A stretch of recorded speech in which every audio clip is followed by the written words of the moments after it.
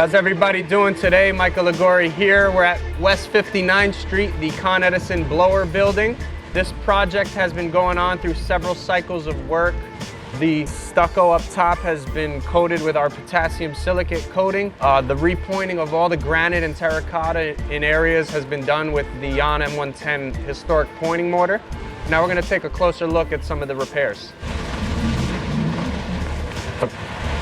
So all of this repointing was done with our historic pointing mortar. This pointing mortar is specifically engineered for granite because it's soft enough but yet hard enough to tolerate any slight movement within this substrate. Now we're going to take you to another area.